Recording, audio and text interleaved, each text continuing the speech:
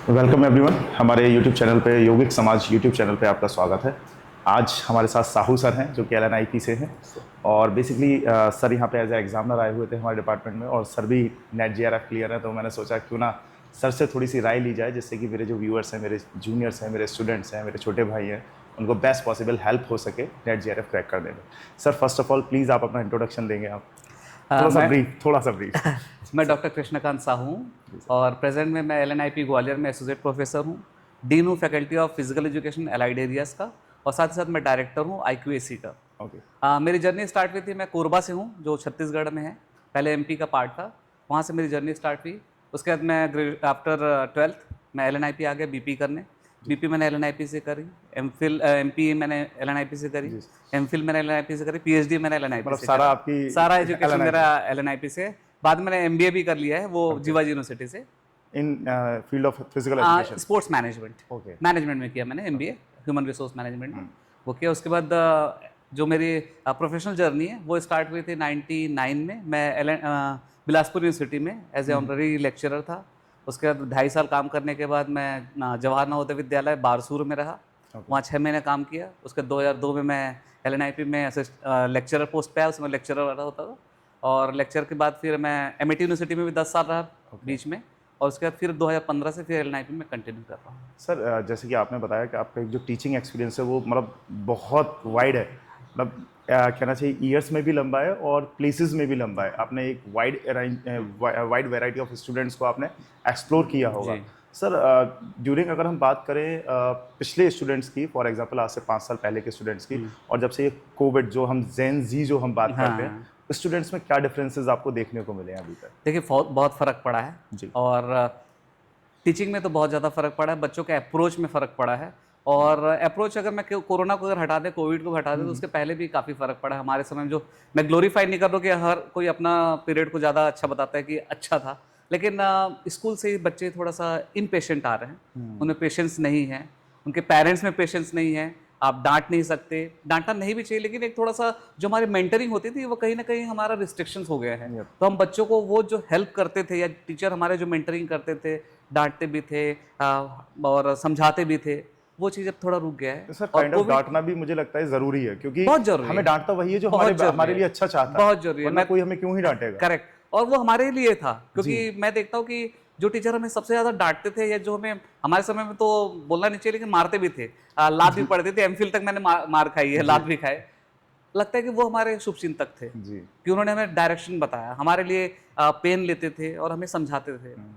Covid के बाद तो एक और माहौल चेंज हो गया है। हम भी चाहते हैं, इजी गोइंग हो गए हम भी एज ए टीचर, अप्रोच हमारा चेंज हो गया है। बच्चे इजी गोइंग तो हो गए हैं, उनकी आदत थोड़ी चेंज हो गई है। और आज के डेट में हम LNIP में बात करते हैं कि कौन से बैच के हो, 2020-21, अच्छा ठीक है, तो हमें समझ भी आता है कि उनका एडमिशन जो हुआ है वो अलग प्रोसेस हुआ है, थोड़ा फ्लेक्सिबल प्रोसेस हुआ है। यस, तो वो थोड़ा सा, क्योंकि उनका 12th भी उन्होंने ऑनलाइन मोड पे दिया था, तो काफ़ी अप्रोच चेंज हुआ है। तो हम भी थोड़ा सा लीनियंट हो गए हैं, लेकिन अब धीरे धीरे फिर से again we are going back to previous कि नहीं, ऐसा काम नहीं चलेगा। हो गया, कोविड पीरियड निकल चुका है, अब हमें फिर से वापस सख्ती में आना पड़ेगा। और तभी LNIP या कोई भी फिजिकल एजुकेशन पूरे इंडिया की बात करें, क्योंकि डिसिप्लिन के बिना काम नहीं हो सकता। तो अब वो कमिटमेंट में वापस लौट रहे हैं हम, वो डिसिप्लिन वापस लौट रहे हैं। कोविड एरा खत्म हो चुका है, again we have to start from beginning, तो एक नया एरा चालू कर रहे हैं। जैसे अभी आपने डांटने की बात करी, तो मुझे अचानक से मेरे डिपार्टमेंट में फिजिकल एजुकेशन नौशाद वाहिद अंसारी सर हैं। जी सीरियसली, मतलब अगर मैं बात करूं कि कैरिकुलम में मुझे जो पढ़ाया गया वो अपनी जगह है, लेकिन ग्राउंड रियलिटी, जब मैं ग्राउंड में जाके जॉब करता हूं, तो सीरियसली जब जब नौशाद सर ने मुझे डांटा या जब जब मुझे समझाया, लिटरली बुक्स मेरे, ऐसा नहीं है बुक्स मेरे काम नहीं आई, बुक्स मेरे काम आई। लेकिन जो जो उन्होंने मुझे डांट के कभी कभी गुस्से में बोला कि ऐसे नहीं ऐसे होता, या ये काम ये नहीं ऐसे करते हैं, स्कूल में क्या कराओगे, स्कूल में कैसे पढ़ाओगे, क्वेश्चन ऐसे बनाते हैं क्या, लिटरली मेरे वो चीज़ें बहुत ज़्यादा काम नहीं। बिल्कुल, देखिए फिजिकल एजुकेशन एक, हम जैसे भी नेशनल एजुकेशन पॉलिसी जो आई है 2020, होलिस्टिक डेवलपमेंट की बात करता है, तो फिजिकल एजुकेशन तो बहुत पहले से एक चीज करते चला आ रहा है। उस होलिस्टिक डेवलपमेंट में लाइफ स्किल बहुत इंपॉर्टेंट था। बिल्कुल। और आप देखिएगा आज के बच्चा आज के डेट में स्ट्रेस है, प्रेशर में है। और नया शब्द आ गया है कि बच्चा आज के डेट में उस सिचुएशन में आ गया, सुसाइडल अटेम्प्ट कर रहा है। फिजिकल एजुकेशन ने हमें सिखाया कि हारना कैसे है, जीतना कैसे है, हारने के बाद आपको क्या तैयारी करनी है, Yes, sir. वो हमने ग्राउंड में सीखा है। चीज़ों को हमने tackle कैसे करना है। यस, और वो हमें लाइफ स्किल आ गया है, और आज के डेट में कोई भी प्रॉब्लम आता है हम टैकल कर जाते हैं। बिल्कुल सर। वो चीज़ शायद प्रेजरवेंस जो हम बात करते हैं, परसिवरेंस की बात है, वो बच्चों में आज के डेट में मिसिंग है। क्योंकि आप बच्चों को डांट नहीं सकते, ऊंची आवाज़ में बोल नहीं सकते, बच्चा कैसे रिएक्ट करेगा। बच्चा आज के डेट में टेक्नोलॉजी का गलत इस्तेमाल भी कर रहा है। जो टेक्नोलॉजी हमारे मदद के लिए था उसे गलत इस्तेमाल कर रहा है। रॉन्ग यूज ज्यादा हो रहा है। पेरेंट्स भी आज के डेट में पेशेंस उसमें बिल्कुल नहीं है। उनको नहीं पता कि भाई आपने बच्चों को भेजा है, जो टीचर्स है दे आर फ्रेंड्स, उनके मेंटर हैं, गाइड हैं, वो उनको सिखा रहे हैं। तो तरीका अलग अलग होता है। मैं भी नहीं कहूंगा कि मारना चाहिए, हमें डांटना चाहिए, लेकिन एक तरीका होता है, सबका अपना तरीका होता है। समटाइम इट्स मतलब डांटना sometime is necessary I think. Yes, मतलब लिटिल बिट हो बट जरूरी है कभी कभार। हमारे समय में तो समझाया जाता है, कुम्हार वाली बात है कि आप बाहर से ठोक रहे हो, अंदर से आप उसको सपोर्ट करो, तो वो एक टीचर करता है। बिल्कुल, मार रहा है इसका मतलब नहीं है कि वो दुश्मन है, मारता है लेकिन सपोर्ट भी करता है। तो वो चीज़ें मैं तो क्योंकि फुटबॉल का मैं एवरेज प्लेयर था स्टार्टिंग में, एलएनआईपी आने के बाद ऑल इंडिया भी खेला, कैप्टन भी रहा एलएनआईपी, और मेडल भी फर्स्ट टाइम मेरे कैप्टनशिप में आया, तो बहुत प्राउड होता है। Yes, sir. और उसके लिए बहुत लात घुसे भी खाए, सेक्रीफाइस भी किए कि कोई पार्टी में नहीं जाना है, गर्मी की छुट्टी में नहीं जाना है, समर में नहीं, उसमें आपका विंटर ब्रेक है, नहीं जाना है, आपको कैंपस में रहना है। तो उसमें बड़ा बुरा लगता था क्योंकि आपके सारे फ्रेंड्स छुट्टी पे जा रहे हैं, आप कैंपस में 40 डिग्री 45 डिग्री में रुके हुए हैं, प्रैक्टिस कर रहे हैं। लेकिन at the end of day लगा यार यही तो था, ये तो सेक्रीफाइस था जिसके कारण मुझे कुछ फल मिला। तो आज के डेट में बड़ा प्राउडली मैं बोल सकता हूँ कि भाई मैं नेट भी रहा हूँ, मैंने फुटबॉल में मेडल भी लाया है, कैप्टनशिप भी की है, तो बड़ा प्राउड फील। तो वो जो पेन है ना वो सब खत्म हो जाता है ना कि जैसे फॉर एग्जांपल मेरे भी छोटे भाई बहन हैं, अभी हम उन्हें जो चीजें समझाते हैं ना उनके समझ में नहीं आती। बिल्कुल बिल्कुल। और ये मुझे ऐसा लगता है कि हर जनरेशन के साथ होता है। जब मैं भी उस उम्र में था तो मुझे भी माता पिता की या जो मेरे मतलब बड़े थे मुझे भी उनकी बुरी लगती थी बातें, अच्छी नहीं लगती। बट एज पार्ट फ्रॉम मतलब अब जब एज हुई है, चीजें समझ रहे हैं हम ढंग से, माइंड को, अपने आप को, दुनिया को एक्सप्लोर कर रहे हैं, तब चीजें समझ में आती है कि पेरेंट्स हमें कितना सही चीजों के लिए डांटते थे और हम कितने बेवकूफ थे जो कि मतलब हर चीज के लिए नकारते थे, मना करते थे, आप डांट रहे हो, हमें चिल्ला रहे हो, जब देखो जब चिल्लाते थे। लेकिन लिटरली वो हमारी भलाई के लिए सारी चीजें कर रहे थे।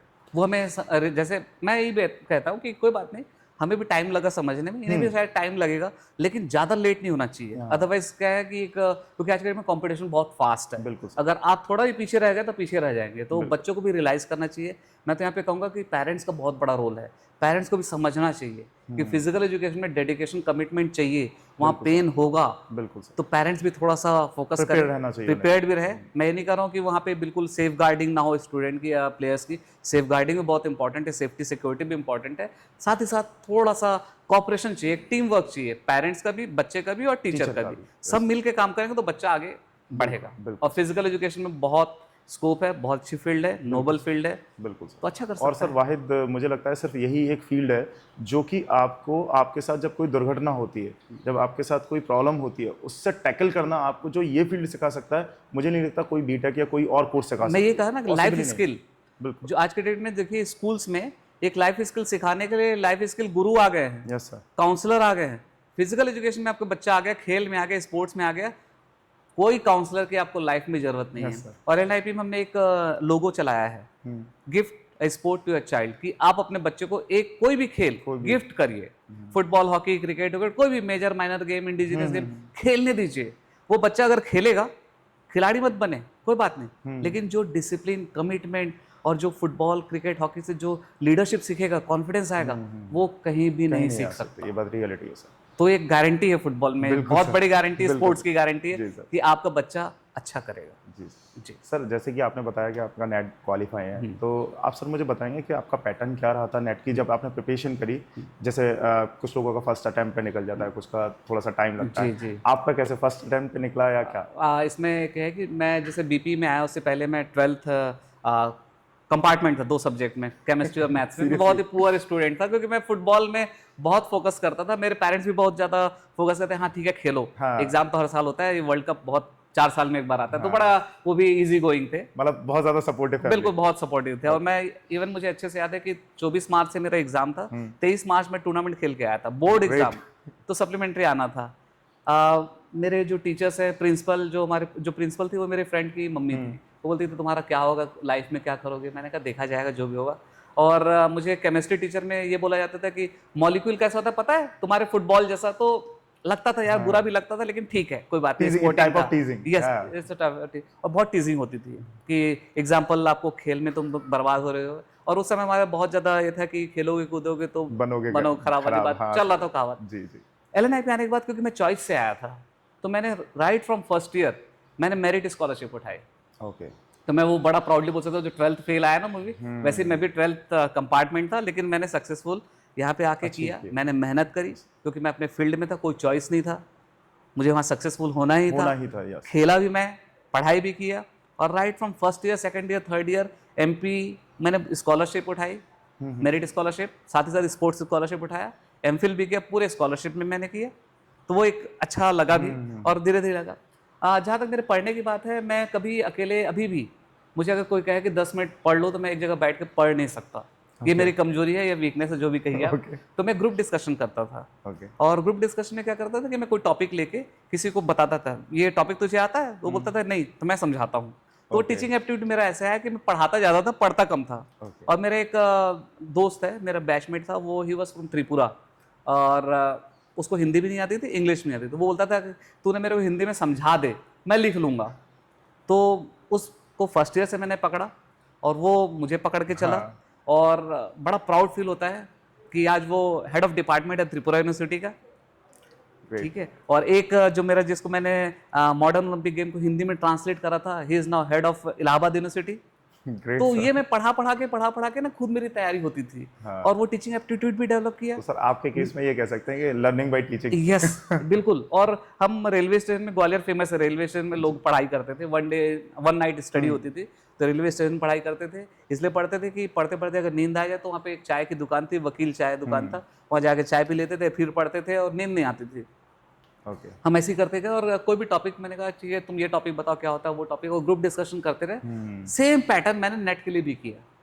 अकेले मैंने बिल्कुल पढ़ाई नहीं कर। फर्स्ट जो पेपर उस समय हमारा जैसे पैटर्न होता था, 3 पेपर होते थे हमारे समय पेपर। पहला आपका वो होता था ऑब्जेक्टिव, आपका ये reasoning, second objective physical education, और थर्ड पेपर होता था सब्जेक्टिव। ठीक है।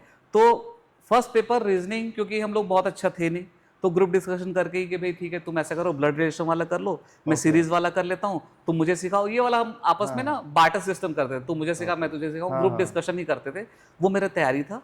सेम वे जो आपके सब्जेक्टिव है फिजिकल एजुकेशन का, सेम हम पैटर्न में तैयारी करते थे। और हमारे समय में एक इजी पैटर्न ये था कि 15 क्वेश्चन आते थे सब्जेक्टिव, उसमें से कोई 10 आपको करना है। कोई इसमें आपको चॉइस नहीं कि पहला उठाना है, दूसरा उठाना है, any 10 you have to do. तो मैं स्टैट्स में पहले से थोड़ा वीक था, मैथमेटिक्स मेरा थोड़ा वीक था, तो मैंने स्टैट तो छोड़ ही दिया था। मैंने कहा यार 15 क्वेश्चन है, स्टैट्स के 1 या 2 आएगा, तो स्टैट सब्जेक्ट मैंने छोड़ रखा था कि नहीं पढ़ूंगा। और ऐसे 2-4 सब्जेक्ट मैंने छोड़ रखा था जो प्लीज बहुत था। तो मैंने तैयारी करी पूरी, फिजिकल एजुकेशन पढ़ा, ग्रुप डिस्कशन किया। मतलब आप फोकस थे कि बस 10 क्वेश्चन मेरा टारगेट है, बाकी सब साइड। बाकी अच्छा, पहला जो एग्जाम हम लोग को था वो in the month of December था, 96 में मैंने दिया था। तो उसमें क्या हुआ था, कुछ लोगों ने कहा यार अब तो लास्ट टाइम आया, इतना पढ़ोगे तो पास नहीं हो, किसी सीनियर ने कहा। हमने कहा अच्छा नहीं हो सकते, बोले, हमने रख दिया और पढ़ाई बिल्कुल नहीं करे, चले गए एग्जाम दिए। एग्जाम के समय लगा यार थोड़ा वो पढ़ लेते ना 5-6 दिन, तो शायद निकल जाता। एनीवे कोई प्रॉब्लम नहीं, MPhil में एडमिशन लिए, 97 की बात है, 97 की बात है। फिर पहले सेकंड अटेम्प्ट मान लीजिए, सेकंड अटेम्प्ट में एग्जाम दिए, निकल गया। और रिजल्ट हमारा पहले लेट होता था, अभी तो आपका एग्जाम विद इन मंथ आ जाता है रिजल्ट। पहले हमारा जैसे आप मान के चलिए, अगर आपने जून में दिया है तो रिजल्ट आपका नवंबर के आसपास आएगा। जब आप दिसंबर के एग्जाम का फॉर्म भर लेते हो उसके बाद आता था, ये पैटर्न था। तो आप भरते थे फॉर्म, उसके पहले रिजल्ट आता था। जैसे ही नेट हुआ, मैंने सोचा बहुत अच्छा है, इससे ज़्यादा मुझे नहीं चाहिए। MPhil ऑलरेडी था, एलिजिबिलिटी तो हो चुकी थी लेक्चरशिप की, नेट होने से पुख्ता हो गया। तो मैंने कहा इसके बाद कोई JRF की तैयारी नहीं करना है, जो मिल गया बहुत अच्छा है। और क्या, क्योंकि मुझे अच्छे से याद है, एक जूनियर ने एक बार कहा था काफी एक टाउंटिंग वे में, कि जिस दिन मेरा नाम लिया था मेरे रूम पार्टनर का, जिस दिन साहू सर और संजू सर अगर नेट निकाल लेंगे, समझ लो LNIP का हर बच्चा निकाल सकता है। हमने कहा ठीक है, तो निकल भी गया उस समय। तो तैयारी ऐसी तक ग्रुप डिस्कशन करे। और आज भी मैं अपने स्टूडेंट को बोलता हूँ कि जब वो बोलते हैं कि सर 2 अटेम्प्ट हो गया, निकला नहीं, मैंने कहा ग्रुप डिस्कशन करो, डोंट बी सेल्फिश। आप जब जो अपनी बात है दूसरों को रखोगे, तो हो सकता है आपको करेक्शन भी करेगा वो, कि नहीं यार ऐसा नहीं, ऐसा करना है आंसर। क्योंकि सब्जेक्टिव जब होता था ना, तो सब्जेक्टिव में आप ज़्यादा लिखना नहीं है आपको अगर लिखा है कि effect of exercise on respiratory, तो you have to start from that only. आपको वो नहीं लिखना कि रेस्पिरेटरी क्या होता है, एक्सरसाइज क्या होता है। तो वो पैटर्न था। सेम वे अभी क्योंकि ऑब्जेक्टिव हो गया और टफ हो गया है जी, तो you have to read detail. तो डिटेल में कैसे होगा, मैं आपको कुछ पढ़ के बताया, आपने मुझे कुछ पढ़ के बताया, एक कॉन्सेप्ट आएगा आपस और में कॉन्सेप्ट correction क्लियर होगा, होगा, बिल्कुल। करेक्शन होगा। तो मैं अभी भी अपने स्टूडेंट को बोलता हूँ कि आप ना ग्रुप डिस्कशन करो, ठीक है, आप अपनी अपनी तैयारी भी करो, फिर कहीं ना कहीं बीच बीच में अपना टेस्ट लेने के लिए आपस में ग्रुप डिस्कशन करो, जीडी जो बात करते हैं, उससे आपका क्लैरिटी आएगा और कोई भी जो माइनर डाउट होगा दैट विल बी क्लियर्ड। तो वो बहुत इंपॉर्टेंट है। अकेले मत करो, मेरा तो ये कहना है कि अकेले मत करो, अकेले करते भी हो तो go for group discussion, team में करो तो आपकी तैयारी अच्छी होगी। सर जैसे LNIP में मैंने सुना है कि शुरू से लेके आज तक बहुत ज़्यादा टफ शेड्यूल रहता है, अब सुबह भी, दोपहर में भी, शाम में भी। मैंने ऐसा भी सुना है कि लिटरली कभी कभी सोने की फुर्सत नहीं मिलती LNIP में, और हमारे AMP में भी ऑलमोस्ट सेम ही हाल है, नहीं मिलता कभी कभी time. Sir during that time आप कैसे अपने आप को मैनेज करते थे कि क्योंकि क्लासेस भी देखनी है, अच्छे ग्रेड्स भी लाने हैं, टीचर्स का प्रेशर भी झेलना है, पेपर्स का भी प्रेशर है, प्लस अपने एग्जाम की प्रिपरेशन भी है, तो वो जो पीयर प्रेशर था आप पे फॉर अ 6 मंथ और for a sudden time of period, वो सर पीयर प्रेशर कैसे मैनेज किया? देखिए, पीयर प्रेशर को तो आप ना तभी झेल सकते हो जब आपका ग्रुप बहुत अच्छा हो। तो सबसे पहले इंपॉर्टेंट है कि स्टूडेंट को अपना ग्रुप बहुत अच्छा सेलेक्ट करना चाहिए, अचीवर्स का ग्रुप होना चाहिए, जो कुछ करना चाहते हैं, बनना चाहते हो, वो वाले ग्रुप को आप सेलेक्ट करो। पेरेंट का सपोर्ट तो है ही है, वो आपको घर से फाइनेंशियली और मॉरल सपोर्ट करते हैं। हाँ, जब आपको टीचर, बाहर भेज चुके तो yes, ऑब्वियसली सपोर्टेड हो। टीचर आपके साथ है, टीचर आपका शेड्यूल आपको मदद कर रहा है। मैंने तो एक भी दिन क्लास मिस नहीं करी, चाहे थ्योरी हो चाहे प्रैक्टिकल हो। टाइम निकालना पड़ता है, अपने लिए निकालना पड़ेगा, क्योंकि अगर आपने जुनून बना रखा है, पैशन बना रखा है कि भाई मैं 12th फेल हूँ और मुझे कुछ साबित करना है, मुझे नेट निकालना है, मुझे टीचर बनना है, हायर एजुकेशन में जाना है, तो पैशन आपको करना पड़ेगा। हमारा जैसे मैंने आपने बताया ना कि शेड्यूल, तो मैं क्योंकि यूनिवर्सिटी टीम में रहा राइट फ्रॉम सेकंड ईयर, तो अलग से प्रैक्टिस होती थी। सैटरडे भी आप फ्री नहीं है, बिल्कुल। अर्ली मॉर्निंग में प्रैक्टिस करना, लेट इवनिंग तक आपको प्रैक्टिस चलेगा। तो नहीं, लेट इवनिंग का भी कोई टाइम फिक्स नहीं है, कब तक चलेगा ये भी नहीं पता। मैं जो सबसे इंपॉर्टेंट चीज था, मैंने क्लास मिस नहीं किया, तो जो नोट्स बनाता था ना, वो नोट्स बनाता था, सुनता था, समझता था, वो नोट्स बनाते रहा, वो मेरी कंटिन्यूटी रही। और लास्ट में at the end of day, मतलब एग्जाम के पहले मैंने उसको पढ़ लिया, रिवाइज हो गया। तो आपको ना एक कंटिन्यूटी बना के चलना पड़ेगा। आप ये मत सोचो कि अरे वो एग्जाम आएगा तब पढ़ लेंगे, आप बिल्कुल नहीं कर सकते। आप क्लास अटेंड करिए, रेगुलर अटेंड करिए, क्योंकि फिजिकल एजुकेशन में रोज आप नया चीज सीखते हैं। बिल्कुल बिल्कुल। तो आप क्लास अटेंड करो, वहाँ पे नए नए बातें सीखो, नोट करते और नोट्स बनाइए। आप वो आज के डेट में एक शॉर्टकट चल गया ना कि सर PPT शेयर कर देना, हाँ, वो नोट शेयर कर देना, दैट इज वेरी रॉन्ग। आपको अपने हैंड रिटन में ना नोट्स बनाना चाहिए। मैं कह रहा हूँ कि आप पूरा मत बनाइए। आपका अगर आज के डेट में PPT आपके प्रोफेसर चला रहे हैं, आप PPT से कुछ पॉइंट्स को नोट डाउन कर दीजिए। वो may be he will share complete information, वो शेयर करेंगे, आपको PPT भी शेयर करेंगे, लेकिन कुछ हाईलाइट तो आप कर लीजिए, पॉइंट तो बना लीजिए। एक आपके पास ऐसा पॉइंट होना चाहिए कि उस पॉइंट से पूरी PPT आपको याद आ जाए, exactly. वो पूरी स्लाइड याद आ जाए कि वो पॉइंट में सर ने क्या कहा था, क्या एग्जाम्पल दिया था। और मैं क्योंकि स्पोर्ट्स मैनेजमेंट से हूँ, तो मैं बहुत सब्जेक्टिव और मैं बहुत ज़्यादा एग्जाम्पल पे पढ़ाई करता था कि ये एग्जाम्पल है, जैसे मेसोमॉर्फ है, एंडोमॉर्फ है, तो उसका हमने कहा हाँ ये एंडोमॉर्फ एग्जाम्पल, ये मेसोमॉर्फ है, उसमें क्या होता है वो, तो ऐसा आपको पढ़ना पड़ेगा। सेम लाइक मैं भी अपने जो मेरे छोटे भाई हैं, मैं भी उनको ये कहता हूँ, जैसे हमारे यूपी में चलता है कितना, मतलब नॉर्मल गांव में कहते हैं कितना ऐट के मारे मारा जाता है, तो वो एक्टोमॉर्फ, जितने पुतले होते हैं ऐट कितना ऐट में रहता है, मीजो, एम फॉर मोटा, इस तरीके से चीजों को याद करो, कोरिलेट करो चीजों को, जिससे कि आपको लॉन्ग टर्म के लिए वो चीजें रिमेंबर रहे। आपने देखा ना कि आपने जब साइकोलॉजी पढ़ा है तो मेमोरी का पूरा फॉर्मूला बना हुआ है, रिमेंबरिंग का, वही चीज है। वो जो लॉज ऑफ लर्निंग है, यही चीज है, एसोसिएटेड शिफ्टिंग की, कैसे आप यहाँ का चीज को वहाँ कैसे रिलेट करते हो, तो वो प्रैक्टिकली आपको करना है। और फिजिकल एजुकेशन इतना अच्छा फील्ड है, मैं तो कहता हूँ कि फिजिकल एजुकेशन कारण आज मैं जो कुछ भी हूँ, अगर किसी दूसरे फील्ड में जाता तो मैं फेल होता। हाँ, क्योंकि फिजिकल एजुकेशन ने सिखाया एक एक चीज, लाइफ स्किल सिखाया, आपको कॉन्फिडेंस बनाया, आपको पढ़ाया, आपके रिमेम्बरिंग को, आपके मेमोरी को, सबको इन्हें सहेज दिया। नहीं, बाकी के सारे कोर्सेज आपको सिर्फ मेंटली प्रिपेयर करते हैं, but this is the only field वहाँ यहाँ mental and physical, even emotional, और we can say that wholesome development, सिर्फ यही फील्ड है। मैंने वही कहा ना कि जो नेशनल एजुकेशन पॉलिसी में जो अभी आया है ना, वो फिजिकल एजुकेशन 1957 और 1914 से स्टार्ट कर सकते हैं, होलिस्टिक डेवलपमेंट। हाँ, अभी प्रैक्टिकली हम नहीं कर पाए, लेकिन चल रहा है और हो जाएगा। और फिजिकल इसीलिए कंपलसरी करना जो बात हो रही है ना, इसीलिए क्योंकि अब पूरा वर्ल्ड रियलाइज कर लिया और इंडिया भी रियलाइज किया कि भाई स्पोर्ट्स के बिना आप नहीं चल सकते। पर्सनालिटी इनहेंस करना है। मैं तो बार बार जाके भी, जैसे मैं IIM रोहतक में भी लेक्चर लेने जाता हूँ या कहीं भी, तो मैं बोलता हूँ कि भाई हमें ना फिट इंजीनियर चाहिए, हमें हेल्दी मैनेजर चाहिए, हमें हेल्दी डॉक्टर चाहिए। आपको स्पोर्ट्स पार्टिसिपेट करना पड़ेगा, तभी तो हेल्दी बनोगे। Unfit doctor, unfit engineer, unfit, तो क्या फायदा। यस तो हमें ना वो रियलाइज करना पड़ेगा। तो उसके लिए फिजिकल एजुकेशन बहुत अच्छा एरिया है। मैं तो सबको कहूँगा कि स्पोर्ट्स में आना चाहिए और खेलना चाहिए। आप खिलाड़ी मत बनिए, अपने बच्चों को खिलाड़ी बनाने मत सोचिए कि ये नेशनल इंटरनेशनल प्लेयर बनेगा। आप अपने बच्चों को खेलने दीजिए, उससे जो जो बाई प्रोडक्ट है ना, उसको बहुत सारे जो डेवलपमेंट है वो कहीं नहीं आ सकता। बिल्कुल तो maybe I sound like biasness होगा नो मेरा सर, स्पोर्ट्स नो के, सर, लेकिन है दैट्स स्पोर्ट्स अ में रियलिटी सर। रियलिटी है। यस वो वर्ल्ड पूरा जानता है, और कोविड के समय ने रियलाइज भी किया है जी सर। कि स्पोर्ट्स में हर कोई खेल रहा था, हर कोई यस दौड़ सर, रहा था, हर कोई भाग रहा था, हर कोई कुछ योगा नहीं कर तो रहा छत था। पे स्केपिंग ही चल रही है, कुछ नहीं एग्जैक्टली तो छत तो वो चीज, लेकिन अब फिर हम भूल गए, आदत तो खत्म हो गई हमारी, हाँ सर। हमने फिर छोड़ दिया। अब तो कोविड आएगा, फिर हो सकता है फिर लग जाएंगे। तो हम why we are waiting for that कि वो सिचुएशन आएगा तो हम करेंगे।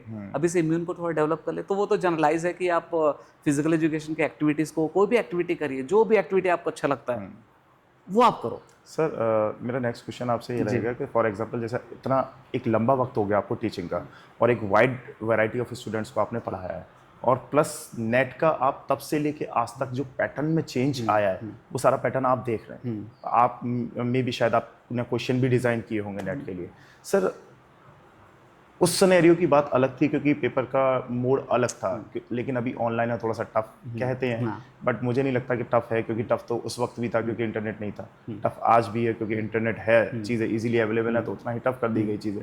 तो मुझे लगता है कि सारी चीज़ें वहीं बराबर हैं, बस अगर कहीं कमी आ रही है तो हमारे वो एफर्ट लगाने में हम एफर्ट नहीं लगा पा रहे होते, ये रियलिटी है। सर अगर तब से लेके आज तक का सिनेरियो आपने स्टूडेंट्स को भी देखा है, अपने पैटर्न को भी चेंज होते देखा है, अगर स्टेप्स में हम बात करें, कोई एनी 5 स्टेप्स और एनी 6 स्टेप्स, तो आज के स्टूडेंट्स को क्या स्टेप्स फॉलो करने चाहिए टू अपने आप को ग्रेडअप करने के लिए? सिर्फ नेट और जेआरएफ की बात नहीं कर रहा मैं लाइफ में अपने आप को आप ग्रेडअप कर सकूँ, उसके बारे में सर प्लीज। सबसे पहले तो मैं सर अगर आप हमारे दर्शकों को बता दें। सबसे पहले मैं कहूँगा कि शॉर्टकट तो बिल्कुल भी मत अपनाइए। आप शॉर्टकट नहीं करने कि भाई मुझे नेट निकालना है तो मुझे ये पैटर्न, वो पैटर्न आपका बिल्कुल नहीं। कोई भी एक सेट पैटर्न पे मत जाइए आप। सबसे पहले तो आप अपने सब्जेक्ट देखिए, आपका सबसे अच्छा एरिया कौन सा है। और जब नेट एग्जाम की बात आती है तो सारे सब्जेक्ट आपको पढ़ना पड़ेगा। आपके लिए कोई इंपॉर्टेंट है, कोई लेस इंपॉर्टेंट वाला सब्जेक्ट है नहीं। आप पिछले 5 साल के क्वेश्चन पेपर देखिए, पैटर्न क्या है, क्योंकि पैटर्न बहुत ज़्यादा चेंजेस नहीं आता। तो आप क्वेश्चन पेपर देखिए, कौन से सब्जेक्ट है जिसके क्वेश्चन ज़्यादा आते हैं, किस टाइप के क्वेश्चन पूछते हैं, क्या करते हैं, क्या उसमें पूछा जाता है, किस टाइप का। तो वो आप थोड़ा सा एनालाइज करिए, इंटरप्रेट करिए। उसके बाद आप थोड़ा सा एक टाइम टेबल बनाइए। देखिए नेट एग्जाम के लिए आपको स्ट्रैटेजी बनानी पड़ेगी। और मैं मैनेजमेंट को तो मैं पहली बात होती है कि हमारी प्लानिंग होनी चाहिए, स्ट्रैटेजी। तो मेक स्ट्रैटेजी, पूरा एक स्ट्रैटेजी बनाइए कि भाई ये मेरे क्वेश्चंस के हैं, ये रहेगा क्वेश्चन, ये सब्जेक्ट मैं पढ़ूंगा पहले महीने में, दूसरे महीने में, तीसरे महीने में। और आप सब प्रायोरिटी लिस्ट बना लीजिए, ठीक है। सेकेंड स्टेप में आएगा कि आप जो प्रायोरिटी वाले सब्जेक्ट हैं, किसी भी सब्जेक्ट को आप छोड़िए मत, छोड़ना किसी को नहीं। हाँ, प्रायोरिटी लिस्ट में first priority, second priority, third priority रखिए, ठीक है। अच्छा, यहाँ पे मेरा प्रायोरिटी का मतलब ये नहीं कि लिस्ट या कोई भी सब्जेक्ट खराब है, सारे सब्जेक्ट इंपॉर्टेंट है, लेकिन जिसमें आपको टफ लगता है तो हो सकता है उसमें ज़्यादा टाइम आपको लगेगा, तो उसका प्रायोरिटी में रख लीजिए, ठीक है। साथ ही जब सिंपल जो आपको लगता है बहुत ईजी है आपके लिए सब्जेक्ट, वो आप थोड़ा सा लिस्ट में रखिए, उसको आप पढ़ते जाएंगे जनरलाइज में।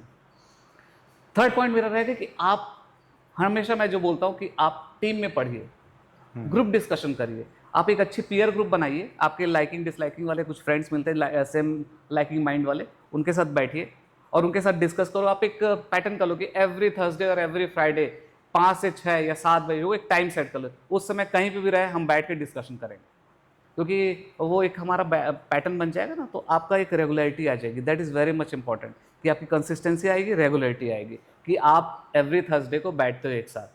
दूसरा, जैसे पीसीएस एग्जाम देते हैं, यूपीएससी एग्जाम देते हैं, उसमें भी आपके टेस्ट रीटेस्ट होता रहता है। तो आप भी, क्योंकि आज हमारे जनरल में क्या है, फिजिकल एजुकेशन या नेट में ज़्यादा टेस्ट वेस्ट होता नहीं है।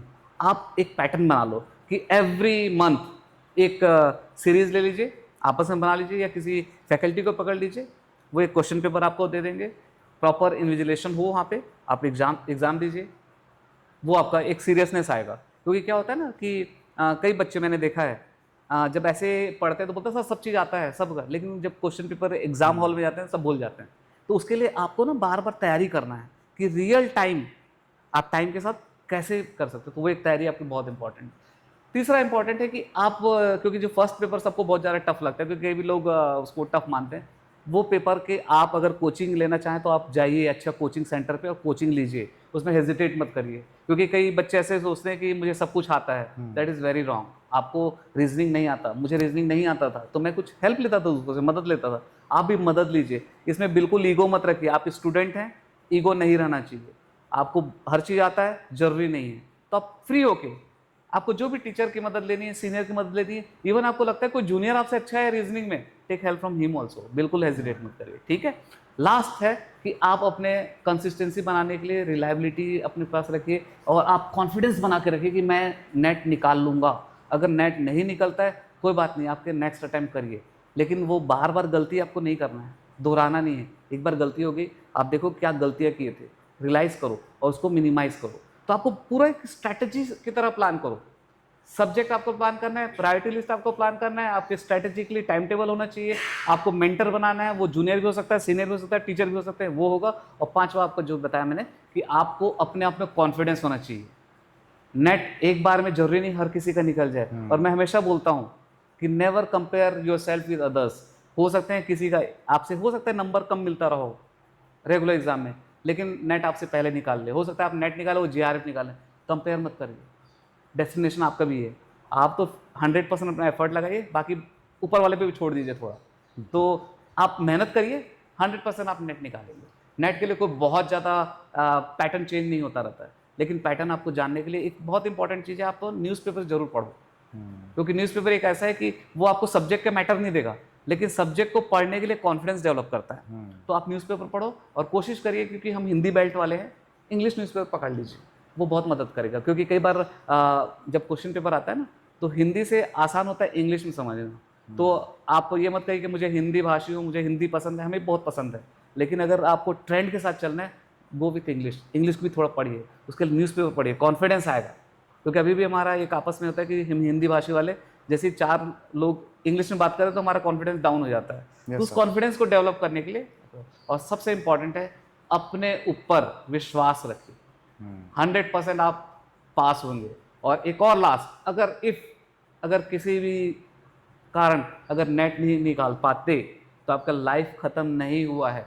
नेट हर चीज नहीं है। मैंने बहुत सारे अपने क्लासमेट को देखे जिन्होंने नेट नहीं निकाला, लेकिन आज के डेट में दे आर मोर सक्सेसफुल, बहुत ज्यादा सक्सेसफुल है, स्कूल में भी कर रहे हैं जॉब, और या दूसरे फील्ड में चले गए, दे आर सक्सेसफुल। तो आप थोड़ा सा कोशिश करिए, लेकिन ये मत करिए कि नहीं निकला तो आपकी जिंदगी खत्म होगी, वो पैटर्न बिल्कुल नहीं आना चाहिए, ठीक है। तो ऑल द बेस्ट, आप नेट एग्जाम की तैयारी करिए, स्ट्रैटेजी बनाइए, प्रायोरिटी लिस्ट बनाइए, और पूरा आप इसको चॉक डाउन करिए, तभी आपका नेट निकलेगा। आप सोचिए कैजुअल कि हाँ पढ़ लेंगे तो नहीं होगा। आप ये समझिए कि जैसे यूपीएससी की तैयारी करते हैं, सेम तैयारी आपको इसके नेट की करनी है। और जेआरएफ, आप तो भी नया पैटर्न देखे ही हो, 3 कैटेगरी आ गया है, तो नाउ इट इज टफ कि आप जरूरी नहीं कि नेट निकालने के बाद भी आप लेक्चर बन जाओगे, बिल्कुल यू आर नॉट एलिजिबल अगर 3rd कैटेगरी में है तो गो फॉर 1st और 2nd, ठीक है। All the best. सर मैं इसी बात पर थोड़ा सा प्रेशर देना चाहूँगा। बहुत सारे ऐसे स्टूडेंट्स हैं जिनको मैं जानता हूँ जो कहते हैं नेट ही सब कुछ है। भाई नेट से ज़िंदगी खत्म नहीं होगी। भाई नेट ही नहीं है, सिर्फ पीजीटी है, टीजीटी है, केवीएस है, एनवीएस है, एनआईएस पटियाला है, we have an number of option. हमारा फील्ड इतना वास्ट है, सिर्फ नेट नहीं हुआ तो इसका मतलब ये नहीं कि आप सक्सेस नहीं होगी। मैं आपको अभी, क्योंकि आपका इस प्लेटफॉर्म को यूज़ करना चाहता हूँ कि फिजिकल एजुकेशन में जरूरी नहीं कि हर स्टूडेंट जो आया है वो टीचिंग एप्टीट्यूड के साथ आया है। टीचिंग एप्टीट्यूड हो सकता है कि आपको टीचिंग नहीं आता, आपको टीचर नहीं बनना है, हो सकता है आप अच्छे टीचर बन नहीं सकते, लेकिन आप स्पोर्ट्स को पकड़िए। Sports is one of the biggest industry. तो आप स्पोर्ट्स इंडस्ट्री के आप प्लान करिए। स्पोर्ट्स इंडस्ट्री में क्या चाहिए आपको? इंजीनियर भी चाहिए, आर्किटेक्ट भी चाहिए, मैनेजर भी चाहिए, इवेंट मैनेजर भी चाहिए, आपको फिजियोथेरेपिस्ट भी चाहिए, आपको न्यूट्रिशनिस्ट भी चाहिए, मीडिया वाला भी चाहिए। इतना एंड नंबर ऑफ हैं, तो क्यों आप केवल प्रोफेसर या लेक्चरर बनना चाह रहे हो? क्योंकि हो सकता है मेरी टीचिंग एप्टीट्यूड ना हो, लेकिन I can be a good manager. मेरे पीआर अच्छा है, मैं पीआरओ बन सकता हूँ। तो आप ना एक स्पोर्ट्स इंडस्ट्री को पकड़िए। और मेरे बहुत सारे फ्रेंड्स हैं जो बोलते हैं भाई एलएनआईपी में अपने बच्चे को डालना चाहता हूँ, मैं मना कर देता हूँ क्योंकि उसका बच्चा कभी कुछ खेला नहीं है, अब आएगा यहाँ पे क्या खेलेगा, फेल हो जाएगा। मैं कहता हूँ कोई बात नहीं, स्पोर्ट्स में रहना चाहता है कोई बात नहीं, उसको स्पोर्ट्स इवेंट मैनेजमेंट करा दो, स्पोर्ट्स मैनेजमेंट करा दो, स्पोर्ट्स साइकोलॉजिस्ट का कोर्स करा दो, योग का कोर्स करा दो, फिजियोथेरेपिस्ट भी हो सकता है, न्यूट्रिशनिस्ट का हो सकता है, स्पोर्ट्स एनालिटिक्स भी हो सकता है। और एलएनआईपी हम 7 कोर्स चलाते हैं ऑनलाइन में। बिल्कुल। तो ये कोर्सेज आप करो। और आज के डेट में तो यूजीसी ने बहुत अच्छा आपको प्लेटफॉर्म दे दिया कि कोई भी रेगुलर के साथ आप ऑनलाइन करस्पॉन्डेंस कर सकते हो, और दोनों का वेटेज इक्वल है। Yes sir. अब तो ये भी होगा कि 2 रेगुलर भी एक साथ कर सकते हो, कर सकते हैं। तो ये इतना एडवांटेज आपको दे रहा है। तो आप उसका फ़ायदा उठाइए। मैं ये चीज़ बार बार इसलिए बोलता हूँ कि मैं एलएनआईपी में भी अपने स्टूडेंट को बार बार बोलता हूँ, एलएनआईपी का बच्चा भी जब बीपीएड करने आता है तो बीपीएड पे फोकस करता है और उसको लगता है बीपीएड, एमपीएड, नेट और जेआरएफ और प्रोफेसर। बस हाँ। जरूरी नहीं है कि 100 बच्चे में से 100 बच्चे प्रोफेसर ही बनेंगे। 100 में से हार्डली मैं कह रहा हूँ 25 निकलेंगे जो हायर एजुकेशन में जाएंगे, 25 फिजिकल एजुकेशन के स्कूल में जाएंगे और 50 कहाँ जाएंगे? 50 स्पोर्ट्स इंडस्ट्री में जाएंगे। Yes sir. अगर आपको स्पोर्ट्स इंडस्ट्री में तो आप ना डिस्करेज मत हो। और हम जितने भी बैठे हैं जरूरी नहीं हम फिजिकल एजुकेशन टीचर ही बने। यस सर, बिल्कुल सही बात। एप्टीट्यूड अलग होता है। बिल्कुल। मेरे साथ वाले मैं बता रहा हूँ कि कोई नाइजीरिया में है, कोई यूए में है, कोई यूके में है, कोई यूएसए में है, सब अच्छा कर रहा है, अलग अलग फील्ड में है। मेरा एक दोस्त है वो कुवैत में है and he is doing very good in quality management, BPMP किया, हमारा गोलकीपर था, तो एरिया उसने सेलेक्ट किया ना। तो industry is big. Yes sir. हमें, मैं बार बार ये कहता हूँ, मैं कि स्पोर्ट्स मैनेजमेंट इवेंट मैं बहुत बड़ा करता हूँ और मैं मूवमेंट चला रखा है कि हमें स्पोर्ट्स मैनेजमेंट को पकड़ के चलना है और उसके लिए हमने sports management association of India भी बनाया है। और हमारा यही है कि हम स्पोर्ट्स मैनेजमेंट में जो बाहर के लोग, फिजिकल एजुकेशन के बाहर के लोग आके हमारे एरिया में इंक्रोच कर रहे हैं, उसको रोकना है और हमारे फिजिकल एजुकेशन के स्टूडेंट्स को इसके अंदर घुसाना है, ताकि हमारा फिजिकल एजुकेशन का स्टूडेंट 100 में से 10 बच्चा भी अगर स्पोर्ट्स मैनेजमेंट में चल जाता है तो आने वाले समय में आईपीएल और कबड्डी लीग ये सब में हमारे बच्चे रहेंगे। सर बिल्कुल। They will earn money, they will earn name, fame, सब मिलेगा। न्यू जनरेशन के लिए एक Yes. पाथ भी ओपन होगा। Yes. न्यू पाथ ओपन होगा। करेक्ट। तो ना हमें ये चीज देखना चाहिए, कोई बच्चा फाइनेंस में है, फाइनेंस अच्छा है, अकाउंट में चला जाए, इकोनॉमिक्स में कोर्स कर ले और आ जाए स्पोर्ट्स इंडस्ट्री में। बिल्कुल। हमें फाइनेंस भी चाहिए, स्पॉन्सरशिप भी चाहिए। कोई बच्चा लिखने में बहुत अच्छा है, कंटेंट राइटर बने, न्यूज़पेपर पे लिखे, बिल्कुल। आर्टिकल लिखे, आपके जैसे यूट्यूब चैनल बनाए यस सर। और स्पोर्ट्स में घुस जाए। तो नंबर ऑफ एक्टिविटीज़ है, नंबर ऑफ अपॉर्चुनिटीज़ है, करियर पाथवे बहुत अच्छा है, फिजिकल एजुकेशन आपके लिए बहुत and number of areas open करता है। हाँ, आपको रियलाइज करना है कि आपको कौन से एरिया में जाना है। Yes sir. Plus some time होता है कि एज ए स्टूडेंट मुझे समझ में नहीं आता, कोई बात नहीं, आप किसी सीनियर से बात करिए, वो आपको पाथवे बताएगा करना क्या है। और गवर्नमेंट भी बहुत कुछ कर रही है, आपको भी अपने पाथवे बनाना है। प्राइवेट पब्लिक जो बोलते हैं ना कि गवर्नमेंट जॉब लाइक का कुछ नहीं होता है। आप अगर मेहनत कर रहे हो तो आपको प्राइवेट जॉब बहुत सिक्योर है। बिल्कुल sir.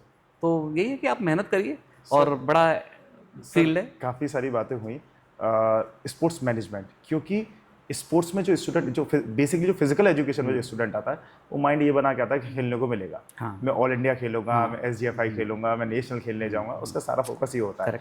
But in physical education field, basically in BPEd and MPEd, we are not creating a coach, we are creating और we are just developing a teacher. Correct.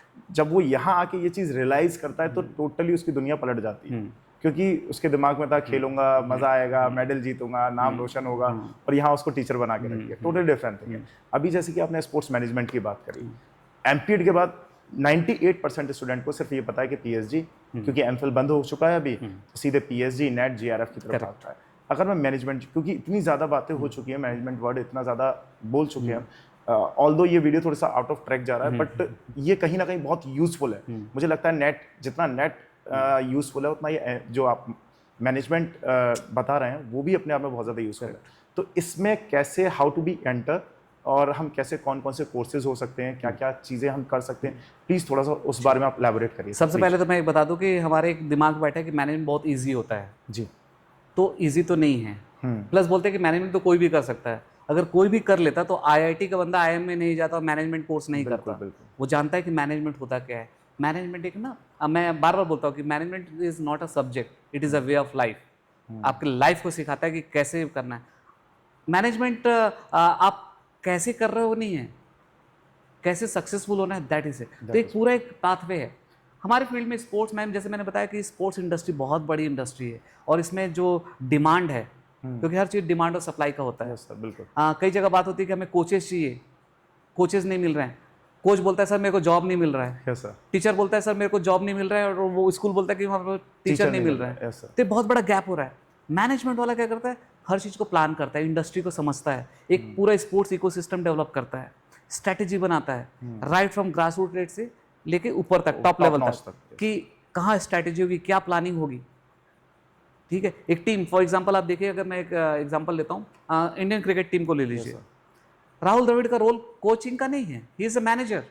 अगर देखा है तो ही इज मैनेजर, क्योंकि coaching में वो तो बताते हैं कि भाई फील्डिंग कोच को क्या करना है, इसको क्या करना है, he is just managing all the things. all the things, yes. ठीक है, वो उसमें ज्यादा फोकस नहीं करता कि नहीं इसको, अब किसी को बैटिंग थोड़ी करा रहा है वो तो बता coaching देगा का कि वो हाँ भाई coach का ये एक ट्रेनर है, हाँ। You have to do this, you have to do this, you have to do this, ये स्ट्रेटेजी होगी, प्लानिंग होगी, एक मैनेजर कर रहा है। सेम भी हमारे मैनेजमेंट की जरूरत है कि हमें बहुत बड़ा इंडस्ट्री है। आज के डेट में मुझे बड़ा पेन होता है कि हमारा बच्चा जो फिजिकल एजुकेशन का है वो कोई भी बड़े इवेंट में जाता है एज ए वॉलंटियर और नीचे लेवल पे काम करता है, और उसके ऊपर जो मैनेजर बैठा है जो ऑर्डर देता है, ही हैज डन MBA के, वो उसको ऑर्डर देता है। हमारा बच्चा उस MBA वाले के लेवल पे क्यों नहीं जाता, वहाँ पे जाके इंस्ट्रक्शन क्यों नहीं देता, क्या वो प्लानिंग नहीं कर सकता? सेम मैंने वर्ल्ड कप 2011 वर्ल्ड कप में मैं पार्ट रहा, ऑस्ट्रेलिया कंपनी के साथ जुड़ा था मैं, और सेम वे मैं कहते हैं हॉकी वर्ल्ड कप में रहा, कॉमनवेल्थ गेम, मैंने अंदर से देखा है कि जो हम इंट्रामोरल में करते हैं ना, सेम वो बड़े लेवल पे करते हैं, सेम स्ट्रैटेजी है, सेम पैटर्न है, बड़ा धीरे धीरे बड़ा हो जाता है, लेकिन हम डर जाते हैं, हम डर जाते हैं। आईपीएल में कौन सा बहुत बड़ा अलग मतलब रॉकेट साइंस हो रहा है, हाँ जो आपने इंट्रामोरल में किया उसी को थोड़ा बड़े रूप में कर रहे हो। तो हमारा फिजिकल एजुकेशन का स्टूडेंट जिसके पास स्पोर्ट्स बैकग्राउंड है, जो खेल को अच्छे से समझता है, खिलाड़ी के नीड को समझता है, वो ऑडियंस के नीड को समझता है, सबको समझता है, वो क्या अच्छा मैनेजर बन नहीं सकता? 5-7 साल इंट्रामोरल खेला है। एग्जैक्टली मतलब खिलाया है, हाँ। खेला नहीं है, खिलाया है उसने। मैं जब काम करता तो कई नॉन फिजिकल एजुकेशन स्पोर्ट्स वाले मिलते थे, और वो जब बात करते तो बड़ी हंसी आती थी कि यार ये क्या मैनेज करेगा, लेकिन वो ही इज अ बॉस, क्योंकि वो MBA किया हुआ है। मैं इसी फील्ड में हूँ कि मैं चाहता हूँ कि हमारा फिजिकल एजुकेशन वाला बंदा जो स्टूडेंट है वो केवल टीचिंग जॉब में मत जाए, why to confine with schools and colleges. हमारा बच्चा जाए इंडस्ट्री में और एक्सप्लोर करे। आप देखिएगा जो एक यूनिवर्सिटी है ऑस्ट्रेलिया की, वो मैनेज करती है प्रीति जिंटा के किंग्स 11 पंजाब को। तो वो आए थे एमिटी में था, तो उन्होंने बताया कि recently we have hired 40 managers, एक क्लब के लिए 40 मैनेजर हायर किया। तो मैंने कहा आपने फिजिकल एजुकेशन किसी को लिया? वो बोले नहीं, हमने तो BBA MBA को लिया, क्योंकि इंडिया में स्पोर्ट्स मैनेजमेंट नाम का कोई चीज़ नहीं है। अब ये देखिए कि एक क्लब में 40 मैनेजर चाहिए, कितने क्लब हैं? 9 क्लब है, 9 to 4 कर लीजिए नंबर ऑफ मैनेजर्स, फिर असिस्टेंट मैनेजर्स होंगे। ये तो केवल फुटबॉल क्रिकेट का हुआ, आपको फुटबॉल लीग चल रहा है, हॉकी लीग चल रहा है, कबड्डी लीग चल रहा है, आपके लोकल लेवल पे चल रहा है, नेशनल लेवल पे चल रहा है, इंटरनेशनल। तो स्कोप कितना बड़ा है, बहुत बड़ा स्कोप। हमने एक्सप्लोर ही नहीं करा। हमने क्या हुआ, हमारी गलती थी, हमने कहा कि भाई तो BP कर, MP कर, नेट निकाल और प्रोफेसर बन। हमने उसके लिए नया पाथवे बताया नहीं कि भाई फिजिकल एजुकेशन तो इतना बड़ा एक एरिया है छोटा सा, ये जो बड़ा इंडस्ट्री, होटल इंडस्ट्री, टूरिज्म और आपके जो इवेंट्स हैं वो तो बहुत बड़ा है, पैसा तो वहाँ है, तो पैसा कमाना तो गलत नहीं है। तो मैं अपने स्टूडेंट को बोलता हूँ कि ठीक है, तुम में हो सकता है टीचिंग एप्टीट्यूड ना हो, गो एंड बिकम मैनेजर, कर लो BBA MBA या स्पोर्ट्स मैनेजमेंट कोर्स कर लो, MA स्पोर्ट्स मैनेजमेंट। जरूरी नहीं कि LNIP से करो, आप किसी भी जगह से करो, स्कोप है। IPL में घुस जाओ, एक बार आप घुस गए आपका। अच्छा, कई बार दिमाग में क्या बैठा रहता है कि IPL जो होता है ना वो केवल 1 महीना 2 महीने का इवेंट है। नहीं, मुंबई फॉर एग्जांपल, मुंबई जो इंडियन है, राउंड द ईयर इनका इवेंट चलता रहता है, स्कूल लेवल पे, कॉलेज लेवल पे, प्रमोशन पे, इसमें सेम वे सारे क्लब करते हैं। तो आपकी जॉब परमानेंट है, आपकी जॉब परमानेंट। अगर आप मुंबई इंडियन घुस गए तो आप परमानेंट हो। और परमानेंट और टेम्पररी क्या होता है? कुछ भी नहीं है। अगर मुझे पसंद आएगा, आप अच्छा काम करो तो परमानेंट हो, नहीं तो आप आउट। बिल्कुल। तो मेरा ये कहना है कि आप इंडस्ट्री में जाओ, अपने को रेडी करो। हाँ, हमें मैनेजर क्वालिटी नहीं आता है, हम डॉक्यूमेंटेशन में वी आर वेरी पुअर, लिखना पढ़ना हम बोलते हैं अरे नहीं यार ये नहीं आता, हमें वो चीज़ सीखना पड़ेगा, हमें डॉक्यूमेंटेशन करना पड़ेगा। सर मेरा अपना मानना है कि अगर आप गेम सीख सकते हो तो फिर डॉक्यूमेंट कोई बड़ी चीज नहीं है, बट आपको एक्सेप्ट करना होगा कि मुझे करना है। हम भागते हैं ना, हाँ, अभी भी इंट्रामोरल करना होता है, क्या कहते हैं, हाँ वो ऐसे हम बोलते नहीं यार इसको पूरा प्रॉपर बताओ कि suppose he has to do stage management, तो क्या करना है? अरे नहीं सर मैंने समझा दिया। अरे समझाना नहीं, राइटिंग में दो। हाँ, वो इंपॉर्टेंट हम मिस करते हैं। ये BBA MBA वाले लिखना जानते हैं, पढ़ना जानते हैं, हर काम राइटिंग में करते हैं। तो फिजिकल एजुकेशन वाले का हम सबको अप्रोच थोड़ा चेंज करना है। डॉक्यूमेंट करें, हर चीज़ को लिखा पढ़ी में करें, पॉलिसी के साथ करें, डूज एंड डोंट्स बनाएं। अगर मैंने आपको कोई रिस्पॉन्सिबिलिटी दिया है, रोल दिया है, तो आपको क्या क्या करना है और क्या क्या नहीं करना है राइटिंग में दूं, तो आपकी जिम्मेदारी बढ़ जाएगी। काम वही करोगे जो मैंने कहा है, लेकिन एक स्ट्रैटेजिकली हो जाएगा। आप डिनाई नहीं कर सकते, आप नहीं बोल सकते सर आपने तो बोला नहीं था मुझे, तो वो चीज़, तो हम ना गलती यहीं पे करते जी। हैं और हम बार बार गलती करते कैजुअल अप्रोच है। अदरवाइज अगर मैनेजमेंट की बात करें वहाँ पे आपका कैजुअल अप्रोच नहीं होगा, प्रोफेशनलिज्म आप लाइए। प्रोफेशनलिज्म आ जाएगा। 100% मैं तो दावा करता हूँ कि हमारा जो फिजिकल एजुकेशन के स्टूडेंट है वो दूसरे जो सिंपल बीबीए एमबीए वाले हैं उनसे अच्छा करके दिखाएंगे। सर अगर फॉर एग्जांपल मैनेजमेंट फील्ड में हमें एंटर करना हो तो क्या बीपीएड या एमपीएड कैसे, मतलब किसके बाद हम एंटर कर सकते हैं? देखिए आप अगर बीपी की बात करते हैं तो बहुत अच्छा है, आपका टाइम बच जाएगा। अगर आपने जल्दी रियलाइज कर लिया कि मैंने बीपेड किया है, हाँ। जैसे एलएनआईपी में 4 साल कोर्स है, आपने करके भाई टीचिंग मेरा एप्टीट्यूड नहीं, लेकिन पेरेंट्स ने भेज दिया था या कुछ भी था, मैं आ गया, अब 4 साल मुझे I have to change my field. अब 2 साल का कहीं से भी एमबीए कर लीजिए स्पोर्ट्स मैनेजमेंट का, IIM रोहतक में भी होता है, आपके अहमदाबाद में भी होता है जो बड़े इंस्टीट्यूट है। हाँ वहाँ फी बहुत अच्छा है। आपके एलएनआईपी में होता है, गवर्नमेंट इंस्टीट्यूशन है, बहुत ही कम फी में होता है। आपके बहुत सारे प्राइवेट यूनिवर्सिटीज़ हैं इंडिया में, वहाँ होता है। फॉरेन यूनिवर्सिटी से कर सकते हो आप। तो आप देखिए अपने अपने पॉकेट को देखते हुए आप कर लो, और जब आप कर लोगे ना तो आपको लगेगा यस ये अपॉर्चुनिटी तो मैं मिस कर रहा था, तो एंट्री आपकी यहीं से होगी। दूसरा एक चीज़ है, अगर आपको लगता है कि ट्रायल एंड एरर करना चाहिए तो बीपेड करते करते आप ऑनलाइन कोर्स कर लीजिए, आपको इंटरेस्ट पता चल जाएगा यार इस फील्ड में ज़्यादा अच्छा कर सकता हूँ। बिल्कुल। क्योंकि आज के डेट में रियलाइज करता हूँ कि अगर मैंने एमबीए किया तो ज़्यादा सक्सेसफुल होता, क्योंकि मेरा जो फील्ड वो ज़्यादा अच्छा था, एनाटॉमी फिजियोलॉजी में थोड़ा सा वीक था, साइंस सब्जेक्ट।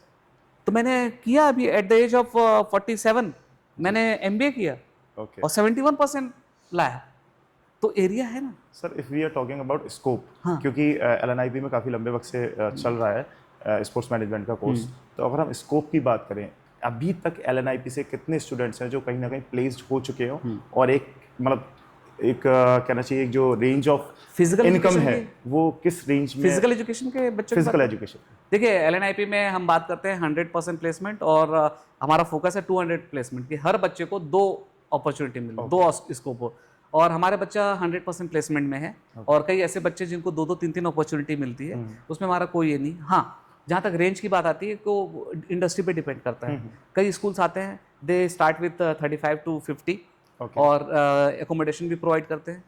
ये कई स्कूल आते हैं जो बोलते हैं कि नहीं सर टू बिगिन विथ हम 25 देंगे और खाना पीना रहना देंगे, लेकिन 30-35 से हम नीचे किसी बच्चे को नहीं भेजते, क्योंकि हम मार्केट डाउन नहीं करना चाहते। और हम बच्चे को साफ बोलते हैं कि बेटा 20-25 तक जा रहा है ना, देन डोंट गो, क्योंकि अगर आप 20-25 में चले जाओगे ना तो आपको मार्केट डाउन करोगे। एलएनआईपी का बच्चा 35 से नीचे नहीं जाना चाहिए, और अगर रहना खाना दिया तो दैट इज +1, क्योंकि आप अगर बाहर की बात करें इंजीनियरिंग में भी 20-25-15 में भी जा रहा है, तो उस हिसाब से एलएनआईपी का बच्चा बहुत अच्छा सैलरी पे जा रहा है। और सबसे बड़ी बात है कि जो एग्जाम होता है केवीएस में, अभी जैसे केवीएस का जो एग्जाम होता है उसमें हमारे करीब 95 बच्चे सेलेक्ट हुए थे केवीएस में, और एमपेड का हमारा ऑलमोस्ट खाली हो गया बैच, पूरे चले गए। अभी एकलव्य में बहुत सारे बच्चों को सिलेक्शन हुआ है, नवोदय में सिलेक्शन हुआ है, तो इनमें हमारा जो जहाँ पे रिटर्न एग्जाम होता है ना वहाँ हमारा बहुत अच्छा है, और यूनिवर्सिटी में या डीएसओ में इसमें भी बहुत अच्छा होता है। तो और बहुत सारे बच्चे अभी मैं कुछ सालों से देख रहा हूँ, 3-4 साल से पैटर्न थोड़ा चेंज हुआ है। कुछ बच्चे एमबीए करने चले गए, फॉरेन चले गए, इंग्लैंड में चले गए, कुछ बच्चे हमारे यहाँ से कर लिए, कुछ बच्चों ने कोचिंग कर लिया है।